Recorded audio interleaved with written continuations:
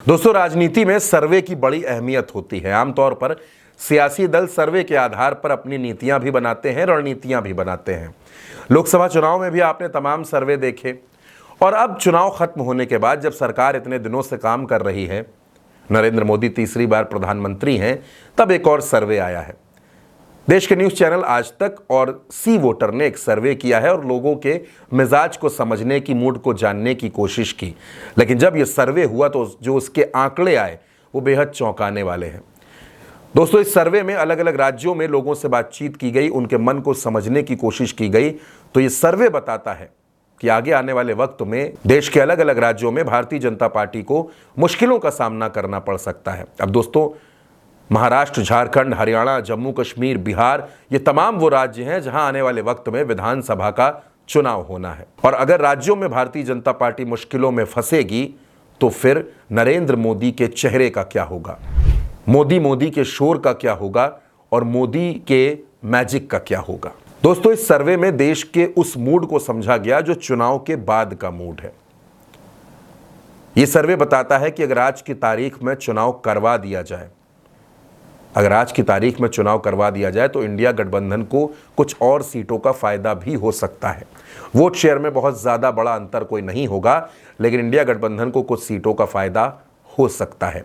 जबकि प्रधानमंत्री के लिए अभी भी, जब देश में कोई ऐसा चुनाव नहीं है, तब भी देश में तकरीबन 22% लोग ये चाहते हैं कि राहुल गांधी को प्रधानमंत्री बनना चाहिए। यानी राहुल गांधी की जो लोकप्रियता है वो तेजी से बढ़ रही है। इस सर्वे ने दोस्तों देश के लोगों से यह भी जानने की कोशिश की कि उनकी नजर में देश के मुद्दे क्या हैं।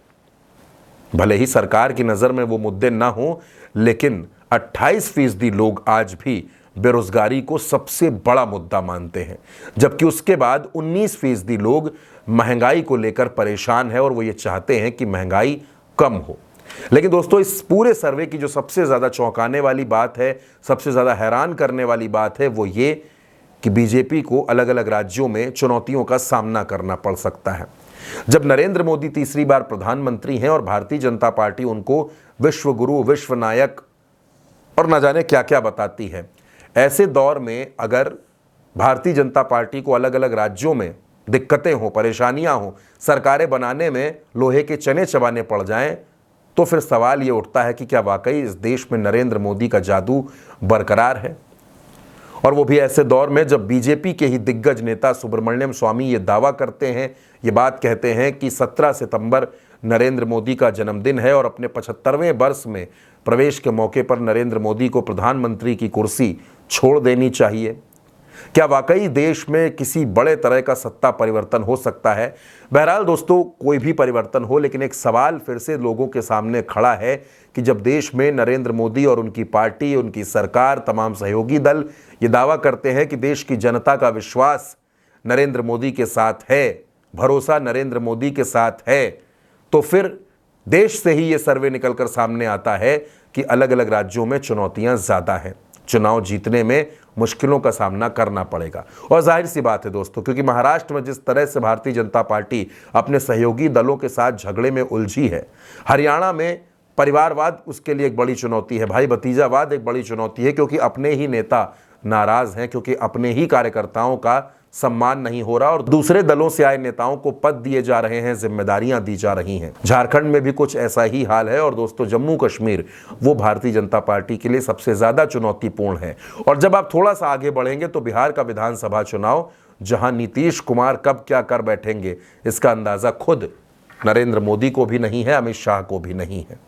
देश की जनता का मूड जब ये कहता है कि वो राहुल गांधी को प्रधानमंत्री देखना चाहते हैं, तो ये भी भारतीय जनता पार्टी के लिए एक बड़ी टेंशन है। नरेंद्र मोदी भले ही देश में कहीं ना जा रहे हों, विदेश के दौरे कर रहे हों, लेकिन राहुल गांधी रायबरेली भी जा रहे हैं, प्रयागराज भी जा रहे हैं, लोगों से मुलाकात कर रहे हैं, मोची से भी मिल रहे हैं, मछुआरे से भी मिल रहे, किसान से भी मिल रहे, कैब ड्राइवर से भी मुलाकात कर रहे हैं, और तो और दोस्तों, जम्मू कश्मीर भी जा रहे हैं। यानी राहुल गांधी नरेंद्र मोदी के सामने चट्टान की तरह एक विपक्ष बनकर खड़े हो गए हैं और नरेंद्र मोदी बार बार राहुल गांधी से भागने की कोशिश कर रहे हैं, लेकिन बार बार उनका सामना राहुल गांधी से हो जाता है, राहुल गांधी के सवालों से हो जाता है। अब दोस्तों इस सर्वे में कितनी सच्चाई है, कितनी सच्चाई नहीं है, क्योंकि पहले भी पूरे देश ने कई सर्वे देखे हैं, सर्वे पर हमेशा सवाल खड़े हुए हैं, होते रहेंगे।